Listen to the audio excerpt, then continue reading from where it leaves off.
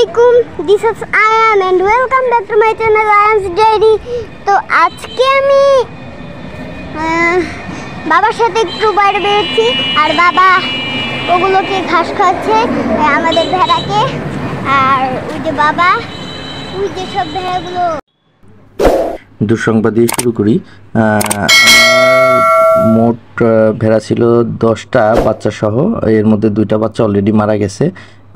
আজকে আমি আবার এই ভেড়াগুলোকে যখন রাস্তার পাশে নিয়ে আসছি ঘাস খাওয়ানোর জন্য, তখন দেখি আমার আরেকটা বাচ্চা ইতিমধ্যে অসুস্থ, একটু মানে দুর্বল হয়ে আছে এবং চেক করে দেখলাম যে ওর পেট ফেপেছে, সম্ভবত পাতলা পায়খানা করতেছে এবং ওর খাবারের রুচিটা খুবই কম। তো আসলে কিছুদিন আগে আমার টার্কি দুটোকে একটা কুকুরে মেরে ফেলেছে এবং তারপর পরই আমার 2টা ভেড়ার বাচ্চা মারা গেছে। এটা আসলে আমার জন্য দুঃসংবাদ। আর এগুলো আমার খুব আদরের।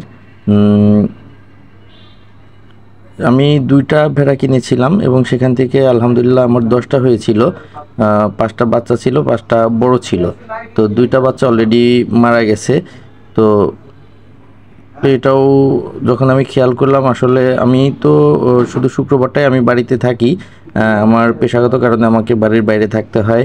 তো বাড়িতে থেকে আসলে এইভাবে আমি টেক কেয়ার করার সুযোগ পাই না। আমার বাবাই এদের দেখাশোনা করে, খাবার টাবার দেয়। তো এই অবস্থায় আমি চিন্তা করলাম যে আসলে এই বাচ্চাটাকে তো আসলে এই আগের 2টার মতো এইভাবে মানে চলে যাবে, এটা আসলে মানে টলারেবল না আসলে।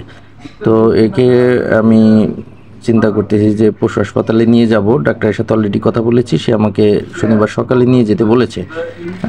তো আমি অলরেডি রওনা হয়েছি, বাচ্চাটাকে নিয়ে আমি পশু হাসপাতালের দিকেই যাচ্ছি। তো দেখি ওরা কী ট্রিটমেন্ট দেয়, কারণ বড় ভেড়ার কী ওষুধ দিতে হয় পেট ফাঁপলে বা পাতলা পায়খানা হলে সেটা আমি জানি, কিন্তু বাচ্চার ক্ষেত্রে আমি আসলে রিস্ক নিতে চাচ্ছিলাম না। ওই জন্য আমি ফিজিক্যালি আমি ওকে নিয়ে যাচ্ছি পশু হাসপাতালে। তো রিক্সায়ও বেশ ভয় পাচ্ছিল, ধরে রাখতে হচ্ছিল।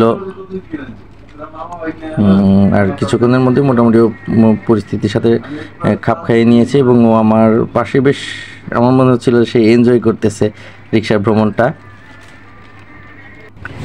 আমরা প্রায় চলে এসেছি এবং আমরা ইতিমধ্যেই চলে এসেছি পশু হাসপাতালে। ভিতরে গিয়ে ডাক্তারকে দেখালাম। ডাক্তার 3টা ইঞ্জেকশন দিল আর কিছু মেডিসিন লিখে দিল। বায়োগার্ড ভেট স্যালাইন এবং জিঙ্ক 2 চামচ করে 2বার। বায়োগার্ড ভেট হচ্ছে অর্ধেক প্যাকেট করে দিনে 2বার পানির সাথে একটু করে মিশিয়ে চেটে চেটে খাবে ওরা। আর খাবার স্যালাইনটা হচ্ছে 1 লিটার পানিতে 1 চা চামচ পরিমাণ। তো ভিডিও আর বড় করব না। যারা এখনও ভিডিওটি আমার চ্যানেলটি সাবস্ক্রাইব করেননি তারা অবশ্যই সাবস্ক্রাইব করবেন এবং পাশে থাকা বেল বাটনটি ক্লিক করে রাখবেন। সবাই ভালো থাকবেন, সুস্থ থাকবেন। আসসালামু আলাইকুম।